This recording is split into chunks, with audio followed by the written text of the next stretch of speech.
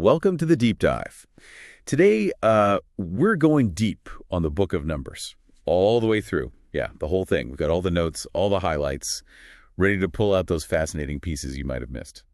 You know, it's interesting. Numbers gets a reputation for being dry, just laws and lists, but it's really a story of transformation, a journey of faith with some pretty dramatic twists and turns. Exactly. And we're not just going to skim the surface here. We're going deep. We're going to be exploring some really thought-provoking stuff that I think is going to make you see the Bible in a new light.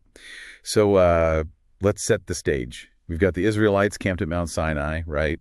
Fresh out of Egypt. They've got the 10 Commandments, and they're getting ready for the Promised Land. Right. But before they head out on that epic journey, God tells Moses to do something interesting. He says, take a census. It's a head count, a really detailed one. Every man, 20 and older, who can fight. All organized by tribe. Okay, so why all the counting? Does God need a head count for his heavenly army or something? Well, it's not about God needing information. It's about showing God's order. It's setting the stage for how this new nation's going to be structured. But there's a fascinating little detail. The Levites, they're exempt from military service. Oh, special treatment for the priestly tribe. Exactly. They have their own type of service. They take care of the tabernacle, that portable sanctuary that represents God being with the people. This highlights a big theme we see throughout Numbers, this idea of ritual purity and designated roles. It's all part of maintaining this holy community. It's kind of like even way back then. They understood specialization, right? Some fight, some pray. Everybody's got to play their part. Precisely. And speaking of those roles, we dig deeper into the priestly duties in this book. We see Aaron and his sons chosen for this sacred task. They're responsible for the offerings, taking care of the sanctuary, all of that. Now, didn't something tragic happen with two of Aaron's sons? Yeah. Something about fire, like unauthorized fire. Yes. Nadab and Abihu, they offered what's called strange fire before the Lord. This fire wasn't part of the prescribed ritual. This act might seem small to us, but it had devastating consequences. It really underscores the importance of obedience. You have to precisely follow God's instructions, especially when it comes to worship. I think there's a powerful lesson there even for us today. Even small acts of disobedience, they can have big ripple effects. It's a reminder that sometimes those little details, they have huge spiritual implications. Absolutely. And speaking of details, Numbers goes really deep into the laws about purity and restitution. And it's really fascinating how these ancient laws, they reveal a deep concern for justice, for social harmony. And we're talking about things like bodily discharges, contact with the dead, things that would make someone ritually unclean. Okay, ritual purity. It all sounds a bit, well, intense for us today. What's the deeper meaning behind all of this? It's about understanding holiness. Like, for ancient Israel, holiness wasn't just some spiritual concept, it was everything.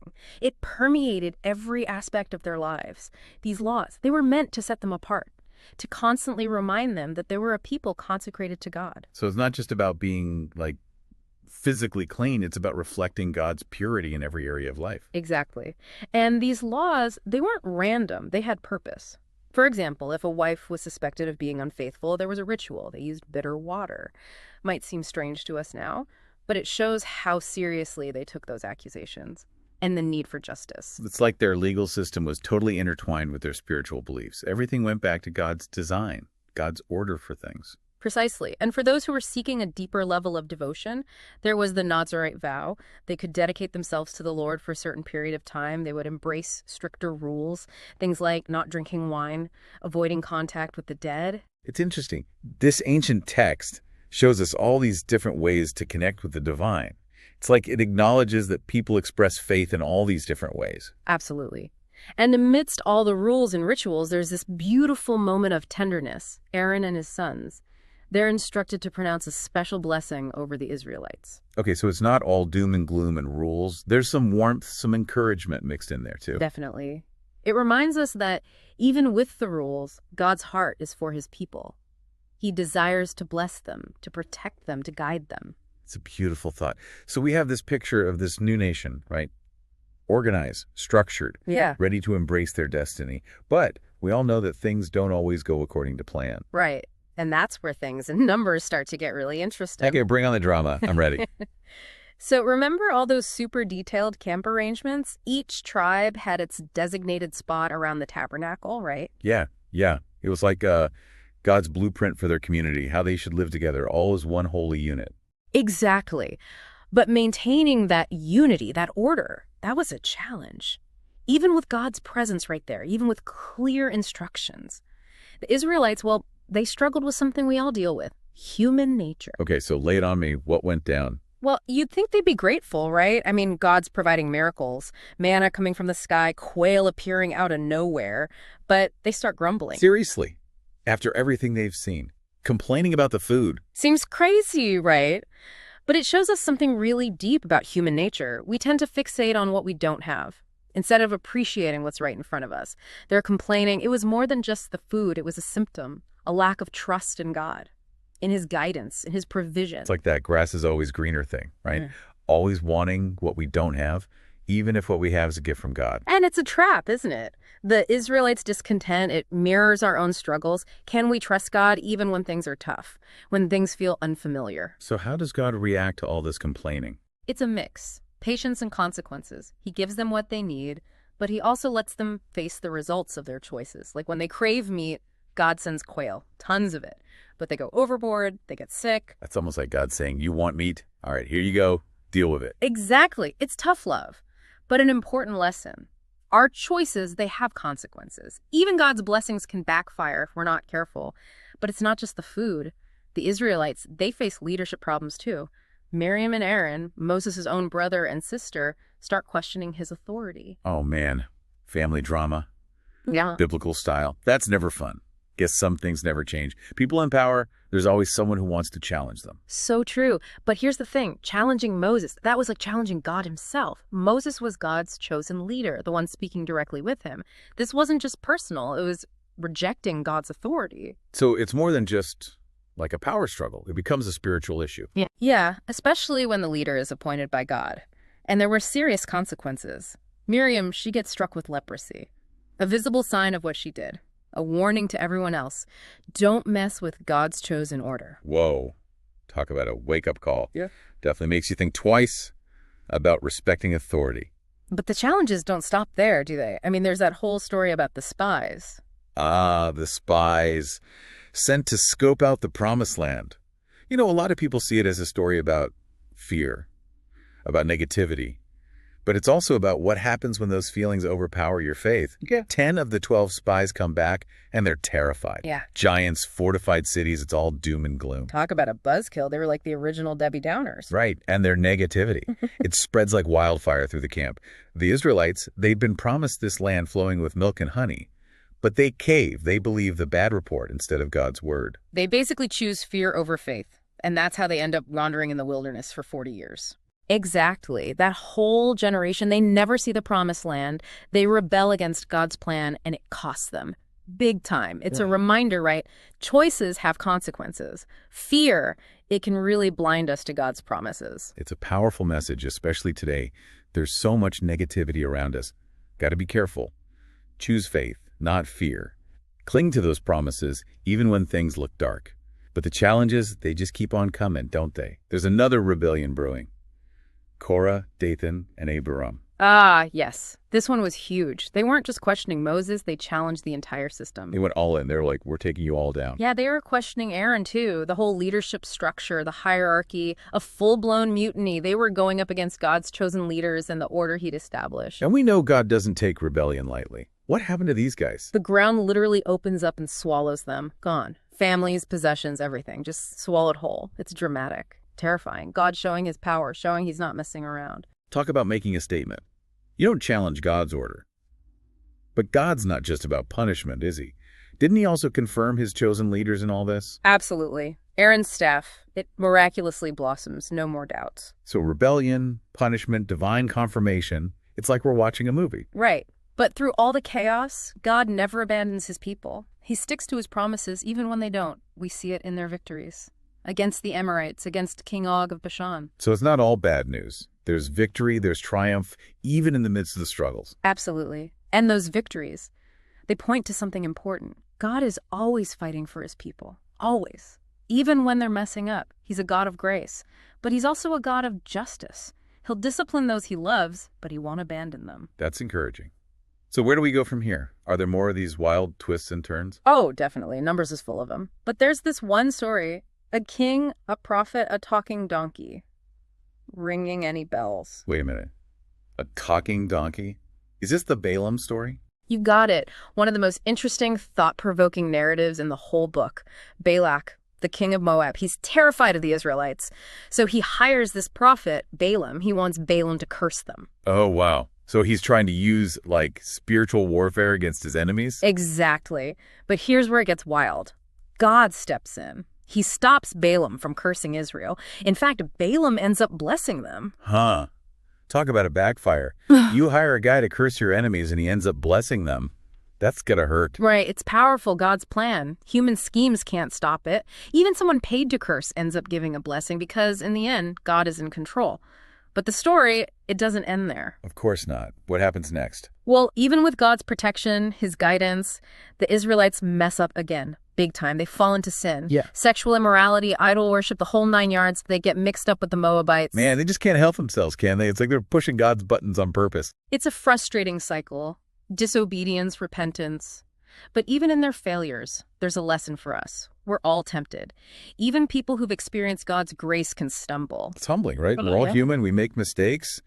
But God's grace, it's bigger than our screw-ups. Absolutely. And that leads us to another intense moment. Phinehas, grandson of Aaron.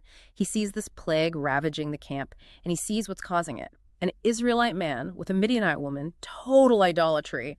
And he takes action. He puts a stop to it. He's zealous for God. Oh, things get violent again. There's a lot of that in Numbers. There is. We got to remember, different time, different culture. Violence, it was often seen as part of justice. But look beyond the violence. Phinehas, his actions, extreme, but they highlight how serious sin is. His zeal for God, it stops the plague, shows the power of doing what's right, even when it's hard, even when you're facing evil. So sometimes just standing by and watching evil happen, that's just as bad as the evil itself. You got it. Makes you think, right? How do we react to injustice? To unrighteousness? Are we willing to stand up for what's right, even when it's tough? It's a good question. Okay, so we've had rebellion, punishment, divine intervention, even a talking donkey. What else does Numbers have for us? As we head towards the end of the book, there's another census. This time, it shows that despite everything, the Israelite population, it's growing. So God's plan is still unfolding, even with all the chaos. Exactly. And finally, after those 40 years in the wilderness, God tells them how to divide the promised land. He lays out his plan for their future in this new land. They actually make it after all that drama. They do. And that's the big message of Numbers. God keeps his promises, even when his people don't keep theirs. His plans, they'll happen, even when we mess things up. It's a message of hope, isn't it?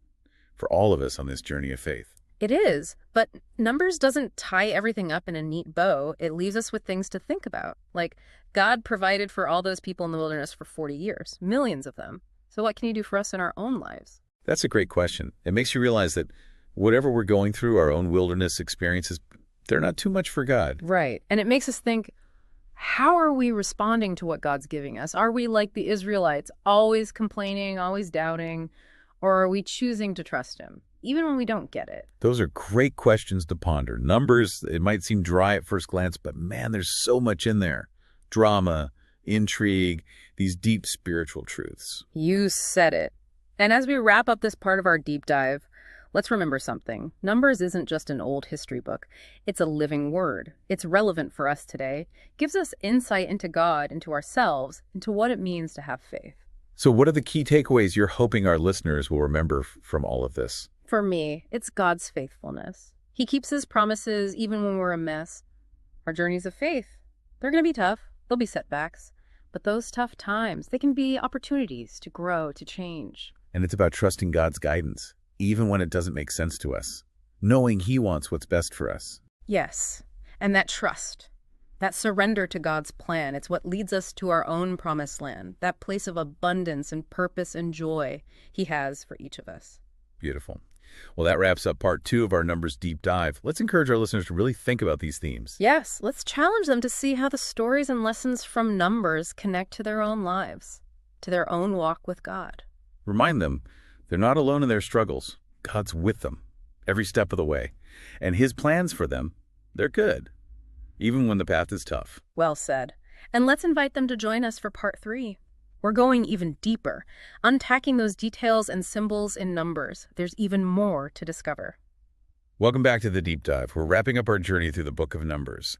And in this final part, we're going even deeper, uncovering those hidden gems, those symbolic layers that we might have missed the first time around. You know, one of the things that always strikes me about Numbers is how God uses ordinary things. Numbers, lists, those instructions for the tabernacle.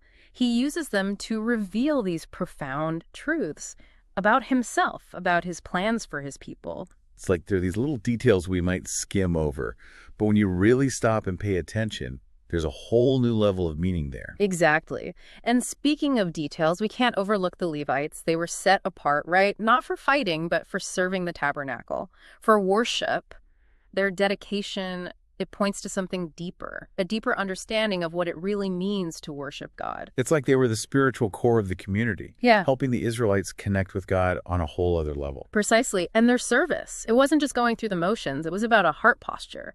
Surrender, obedience, reverence. Remember all those specific instructions, how they had to carry the sacred objects, making sure nothing was damaged, nothing was defiled. Yeah, it's like they were entrusted with these precious treasures. Yeah. Handling them with the utmost care. Exactly. And it makes you think, right? Our lives, our talents, everything we have, it's a gift from God. We should use it for his purposes. Treat it with respect. Recognizing that it's sacred, everything God gives us.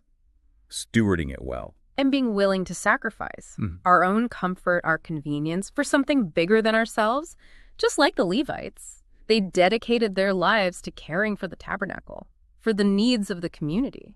You know, when we talk about sacrifice, one theme that really runs through Numbers is that idea of the wilderness wanderings. 40 years.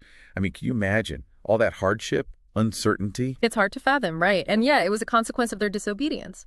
But the wilderness, it served a bigger purpose too.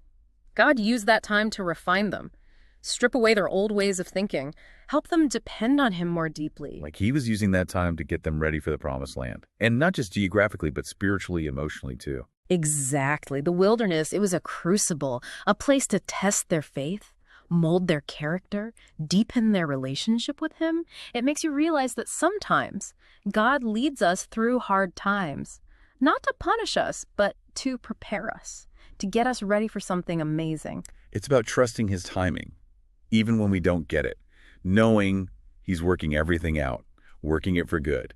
And remembering that the wilderness, it's not the end of the story. God has a promised land for each of us, abundance, blessing, all of that. But sometimes, we got to go through the wilderness to get there. And sometimes that wilderness comes from our own mistakes. And the Israelites, man, they made a lot of them. But even in their failures, we see God's mercy, his grace. Absolutely. Remember when they were thirsty and God brought water from the rock, even after all their complaining? Or the manna, every single day, even though they were dreaming about the food back in Egypt. It's like he never gave up on them, no matter what they did. He didn't. And his grace, it wasn't just about taking care of their physical needs. It was forgiveness, restoration, a fresh start. But real repentance. It's more than just saying, I'm sorry. It's a changed heart, turning away from our old ways, choosing to follow God's path. It's recognizing that we need his grace and letting him change us from the inside out. And that's what leads to true freedom, right? It's like you break free from your own selfish desires and you step into this wide open space, God's grace, his purpose for your life. Beautifully said. So as we wrap up this deep dive into Numbers, I think it's important to remember those detailed instructions, all those specifics, the tabernacles, the rituals, even that census. Why all the details? Yeah, you can get lost in all that, can't you? Miss the big picture. But God being so specific, so detailed, it tells us something about him, don't you think? It does. He's a God of order, a God of precision. He cares about every part of our lives, not just the big stuff. It's like he's saying, I'm here. In every part of your life, even the small stuff. Exactly. And that changes how we should live, right? Every part of our lives, we should approach it with intention, with purpose, knowing that God is there. He's active. So it's not about checking boxes, doing religious stuff just to do it. It's about living a life where God is present, where we're seeking his wisdom, even in the smallest things. And that includes being good stewards with everything he's given us. Remember the second census in Numbers, it wasn't just about counting people. It was about evaluating what resources did they have, what were their strengths, taking stock of what they had. God was teaching them responsibility, Accountability, getting them ready to handle the blessings he was about to pour out on them. Exactly. And that applies to us too, doesn't it? We answer to God for how we use our time, our talents, our resources. It's recognizing that everything we have, it's a gift, and using it for his kingdom to bless others. Living generously, with a grateful heart, knowing that we are blessed to be a blessing. So as we wrap up our time in the book of Numbers, what's that one thing you hope our listeners will take away from all this? For me, it's understanding that God is involved in our lives. He's guiding us, providing for us, working out his plan, even when we can't see it. It's about trusting his heart, even when his ways don't make sense to us. And remembering that no matter what wilderness we're in, he's there. He's leading us to that promised land, to that place of abundance and joy and fulfillment in him. Beautifully said. It's been amazing exploring Numbers with you. It really has. Thanks for joining us on the Deep Dive. And to our listeners, keep exploring, keep learning, and keep diving deeper into the heart of God. There's a whole world of wonder out there.